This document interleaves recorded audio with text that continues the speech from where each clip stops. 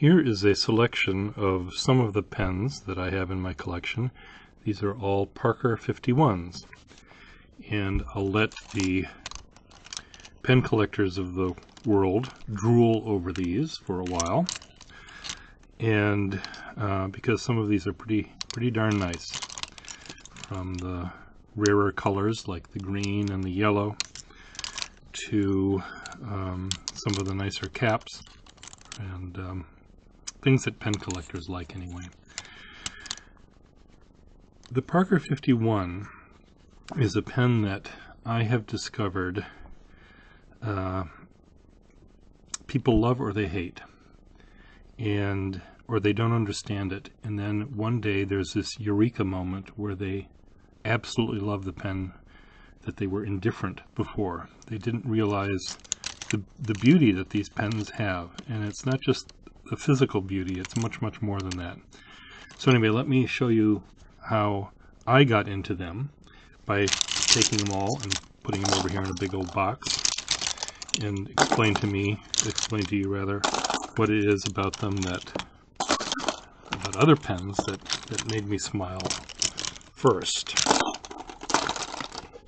So when I would be looking for pens at flea markets, I would always look for Watermans. Watermans had almost always a nib that was flexible. You could come up with a beautiful line that was varied from thin to thick based on pressure. And I thought, boy, that's really cool. That's why fountain pens are interesting to me, is that I can draw with them, and I can write with them, and I can come up with all sorts of expressive lines. Plain black hard rubber Waterman 52s and pens of that nature, all more likely than not had really nice nibs. And so I would search flea markets for those, because again, 90% of the time they would have exactly the nib I want. Eversharp Skylines, which are quite common and consequently sort of ignored by pen collectors, they also had very expressive nibs too. And I loved buying these because I knew that the nibs could take a pounding. Waterman nibs were a little bit fragile, but Eversharp Skyline nibs, when they were flexible, were very rubbery, and I felt I could sort of abuse them without damaging the nib. You could go in any different direction. You didn't have to worry about snagging the paper, most of the time anyway. Wahl Eversharp pens, earlier Wahl pens that were made the Eversharp Skyline later on, often had very flexible nibs too. Schaefer and Parker nibs, on the other hand, from the pens from the teens and 20s and 30s, tended to be a little bit more stiff. So anyway, occasionally I would run across the Parker 51, and I would buy it. It might be in a big boxed lot of things, and I would, take the pen. Certainly wasn't very pretty looking. And what kind of a line did it make? Nothing. Not expressive at all. And why would I choose to buy this one when I could buy a pen like this one that could give me this exciting look? Also, I felt that the pens were rather boring. They had a point that you couldn't see. They had a boring looking cap.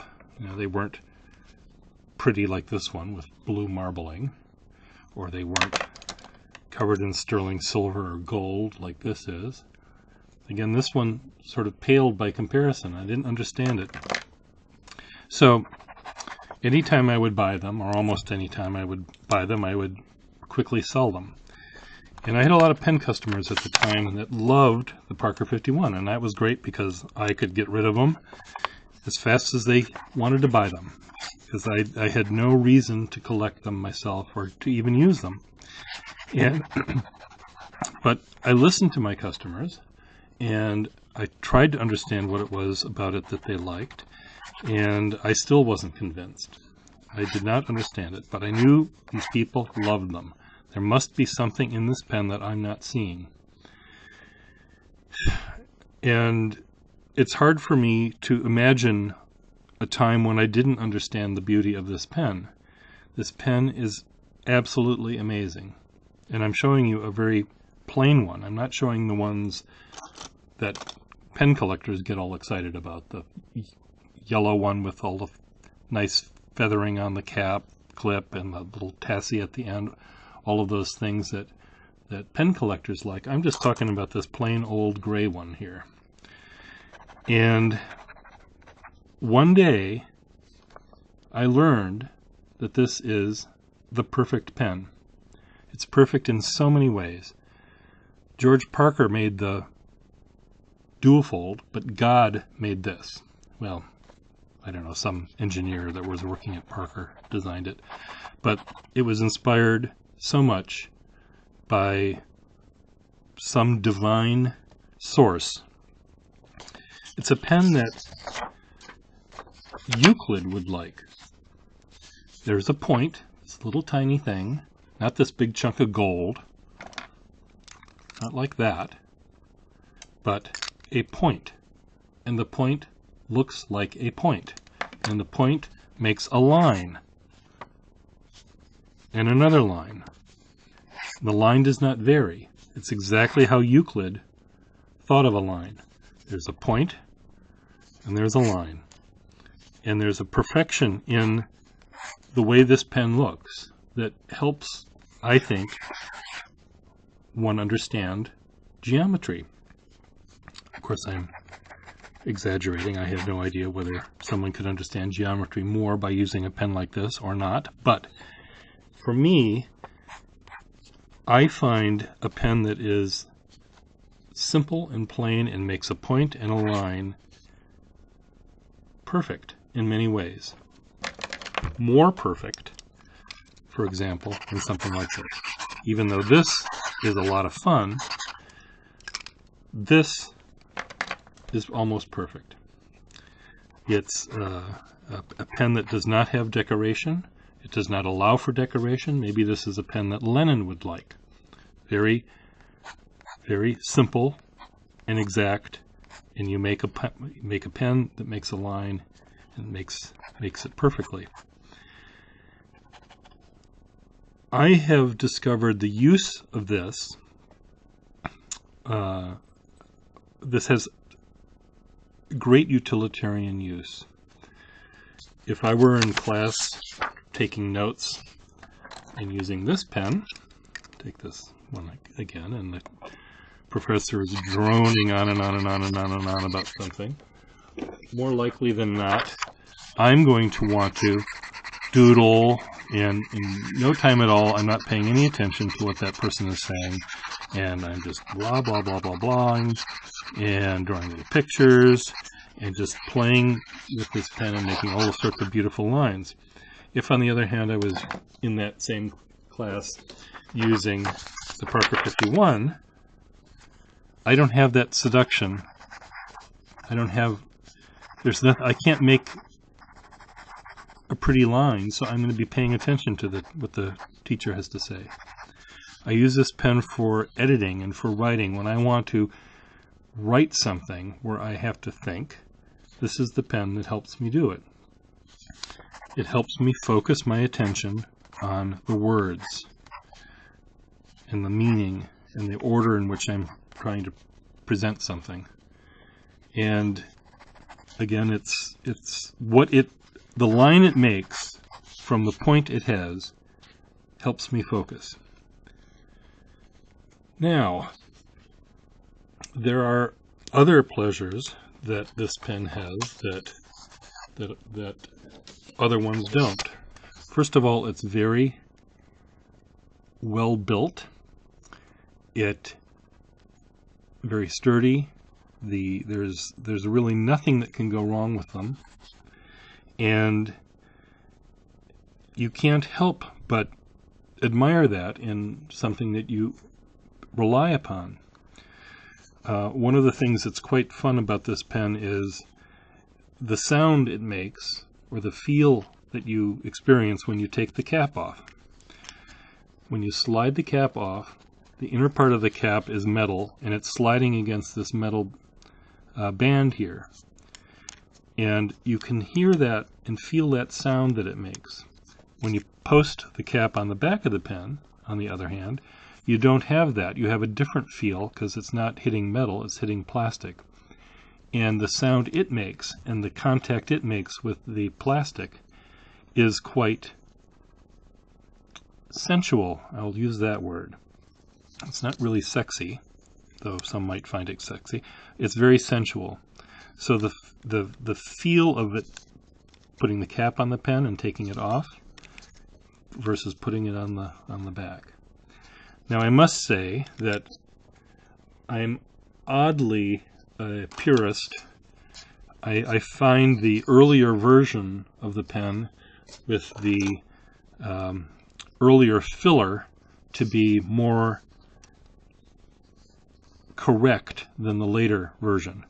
The earlier filler, you'd unscrew the back of this the pen and you'd pump it, and that would, this is a demonstrator, and that would fill the chamber with ink, and it would be full. In a way, the little seam that you get, you might find a little off-putting or a little annoying, but that's a small price to pay, I think, for the pleasure of filling one of these pens. The more modern version of that, this press ribbed bar thing, there's something about taking the whole barrel off that seems oddly wrong. It's like taking your pants off at a doctor's exam. There's nothing, it's just not right. I don't know how else to describe it. There's nothing sexy about taking the entire barrel off. It seems sort of clumsy to me, whereas unscrewing that little end and pumping it seemed less simple or crude. I think there's a crudeness to the modern ones that I don't like. I also like the older clip with the older arrow, and the little blue diamond there was nicer than, I think, the more modern clip that came out many years later. The smaller size that they made at one point, I don't quite understand exactly how that works. It's shorter, and then later on with the more modern versions, they did have a thinner one, but again, that doesn't appeal to me. The perfect ones to me are the earliest.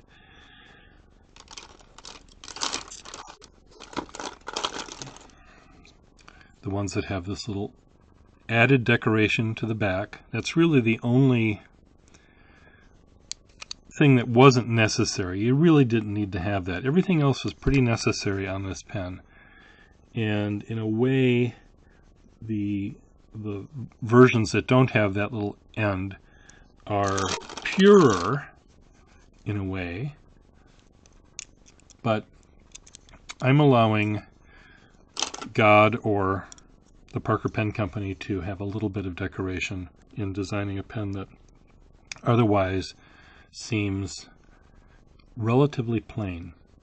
The decorations on the cap, all of that's fine and dandy, but that's not really part of the beauty of the pen. The beauty of the pen really is how it functions, how it works. It's solid and it's perfect in almost every way.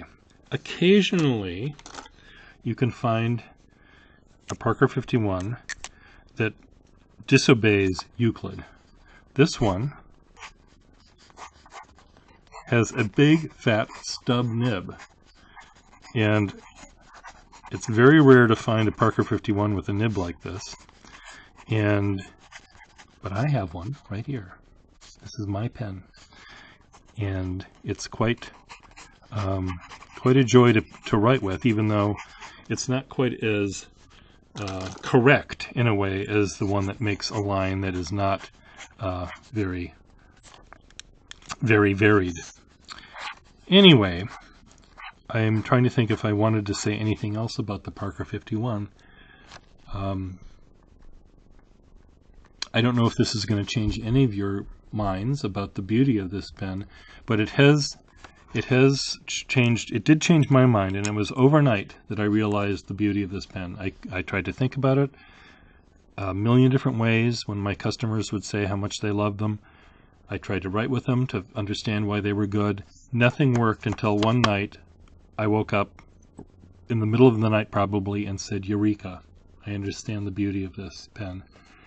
And that has happened with a number of friends of mine, pen collector friends of mine, who said, "I don't get the 51, and I'll never get the 51, and I'll never get the 51." And I'll say, "Well, one day, Otto, one day, Rob, one day you're going to understand the beauty of this pen." Oh, no, no, no. It was like green eggs and ham. They would not like it in a box with a box here or there. They won't like it anywhere. They won't like this pen. And I said, "Yes, you will. One day you will learn the beauty." And I remember one morning I got a call from Otto, and he said, "Yep, I get it now. I get it." And you will too. So try out that 51 that you've been ignoring. Try out the 51 that doesn't have the fancy stuff. Just try out the 51. Sit down and write yourself a letter. Focus on what you're writing, and you'll discover that this pen will do it for you. So, thus ends the lesson. Parker 51. Perfect pen. Perfect.